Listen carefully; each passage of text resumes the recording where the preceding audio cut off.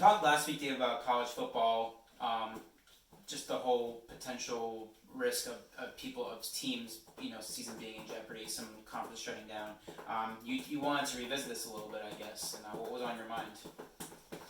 Well, it's not necessarily what's on my mind as much as it's in the kind of the minds of a lot of other college football enthusiasts, parents, fans, players, and that is the idea going forward that some conferences, obviously as we know, have decided to postpone their fall seasons, while as and some programs also specifically that are independent, like University of Connecticut and University of Massachusetts.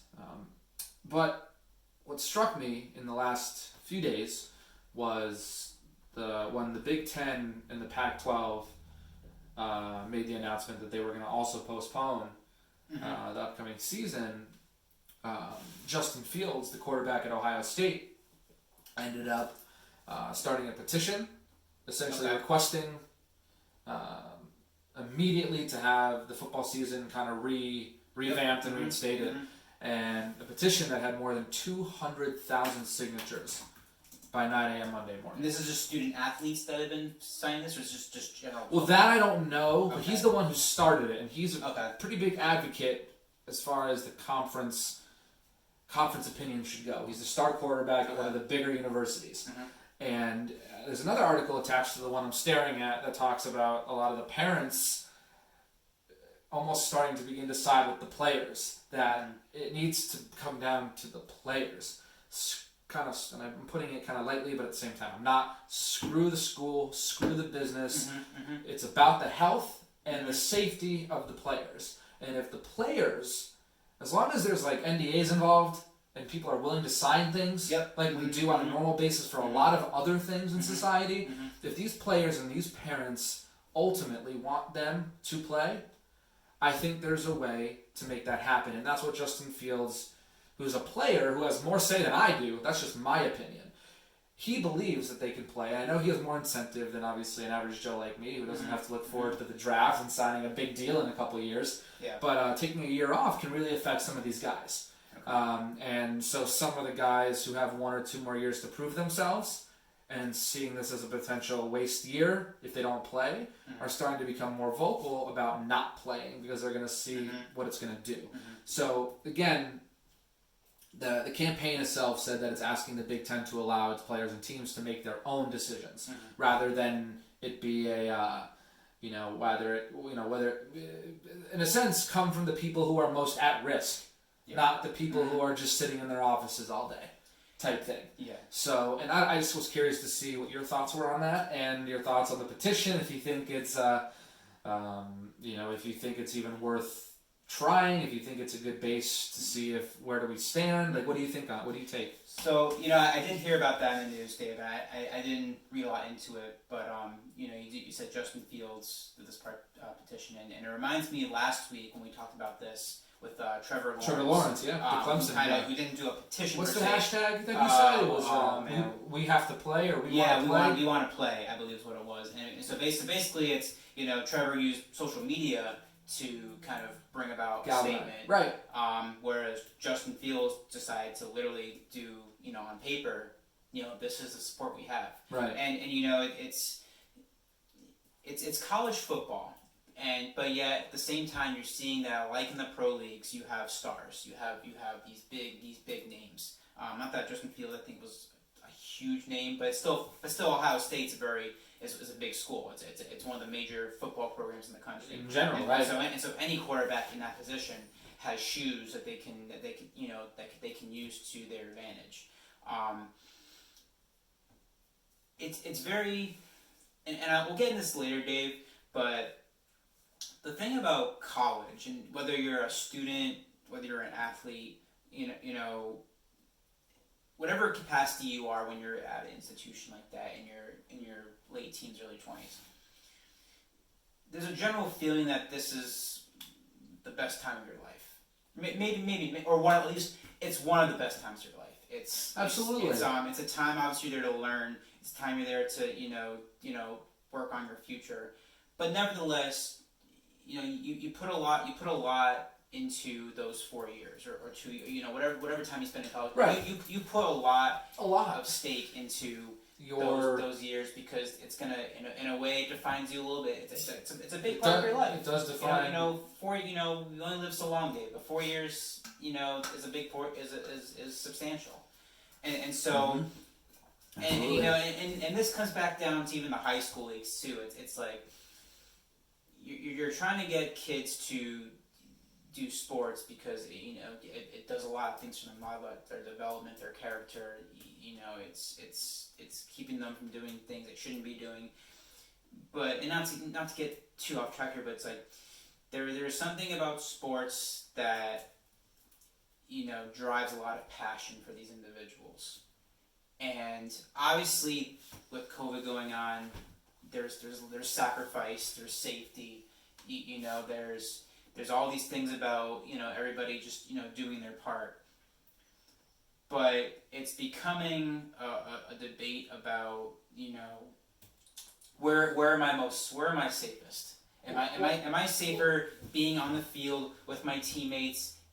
Potentially in a more controlled environment, or is it really just too dangerous to be playing a sport? Because you bring up a very good point. Because and I get kind of animated with this, because if what you're telling me is this, and I know at the end of the day, NCAA and a lot of these schools are businesses, they need to turn a profit. I get it. Not mad at that. Yeah. But what kind of gets me going is the idea that what you're doing is, especially these schools that are allowing students back on, you're saying, oh, students can come back, they're fine, they can be on campus and hang out and do all these things and stuff.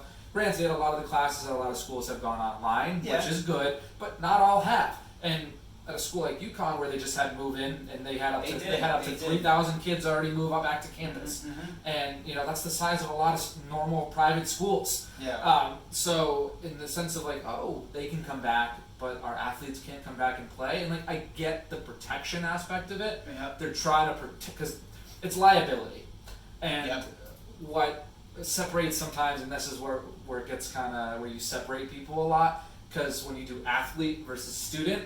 And then you have students who are athletes, and then you have the guys who kind of are here for a year or two, but they're going to go on.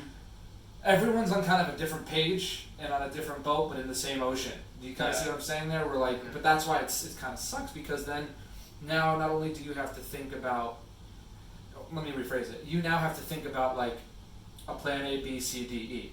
There's no just a plan A that's going to work for everyone. Exactly. And that's what almost sucks, because to make this work, I think you almost need a plan for everyone, or else it's not fair to someone else. Yep. So you're not going to please everyone here, but at the end of the day, and I've said this in previous videos, Eric, safety is first and it's paramount. And before COVID even happened, football and sometimes hockey, but mostly football. They were in the spotlight for trying to get better with protecting players, whether it be from an injury or a head trauma, and with the whole surgence of CTE and how it develops in football players the longer they play and the older they get and stuff like that. We've started to buckle down on player safety, and like I also said last week, and I'll stand by it no matter what, and I know I'll catch flack for it, there's no way to eliminate risk. Exactly. It's just life. The moment we leave our doors every morning, there is risk. However, and this is why, again, it's so controversial, because with something that is contagious, it's a virus, it's not necessarily getting into a car where, we have more direct control over that safety. We can drive the speed limit, we can obey the laws, and we should be fine. 9 times out of 10. With COVID and the way we're being kind of talked through it, it just feels like it's not easy to make these plans, because the info we're getting is changing. And again, I've been saying this since March, changing daily. Some for the better, some for the worse. And I feel like the more time we go along with this, though, they do start to get more answers on how to do this. That's why I'm actually, I never was a massive NBA guy, and I know I'm rambling here, but this is to get across my overall point of, the bubble at the moment having really, really worked out for the NBA. They're about to start the playoffs tonight, I believe. Tonight? I think tonight. Yeah. I think Boston plays their first game tonight, so playoffs start tonight. Okay. There hasn't been a single, and don't quote me, this is just what I think and what I remember reading. There hasn't been a single COVID positive test between coach, player, or ref in the first 3 weeks that they've been back. I think NHL was in a very similar situation too. Are they? I don't know. I have not heard. There could have been a COVID positive test, but from what I've heard in that bubble, there's been no players tested positive, no coaches. And with the USL and the which is the league right below the MLS, the USL has been having fans. Yeah. Hartford Athletic, we're from Connecticut, it's a local team. They've had a reduced crowd, but they've had fans. And up until recently, like 6, 7, 8 games in, whatever it is, they've now, and it wasn't even then, it was another team in the league that had 2 players test positive, and then they just postponed that game for that team. And so I just think there's ways to do this safely before we immediately just say no. You know what I mean? That's all. And that's what I think some of these players, going back to the point, are fighting for. They're kind of fighting for a chance. Like they really want, because like if they're told, because a lot of them really truly, based on this article too, so this isn't even just my opinion, this is what they're saying, that many of the coaches and many of the players believe that they will be safer in what you just said, a controlled environment. So, and again, not David's opinion. That's theirs. That's just the reality of it. Not all, but from what I'm reading, the majority. And the ones who aren't safe, you know what a lot of them are doing? Staying home or not playing. Because you know what? That's fine too, just like we just talked about with Tuca. Yeah, and I don't know. Dave, we'll get into. I want to get into more of this later from a different perspective, but like you said, there are kids on campus right now. Yeah, at a lot of schools. Obviously there's the online teaching and stuff like that, but kids are there. They are there. So if the school felt that it was safe enough to bring kids to an institution, right? Then what is really being discussed here? I mean, it's not even the financial. And that's kind of my question. That's all. These are adults. The majority, yeah. Yeah, these are adults. Yep. And they're by legal definition. And a lot of them are paying to go there. Some of them are. Yeah.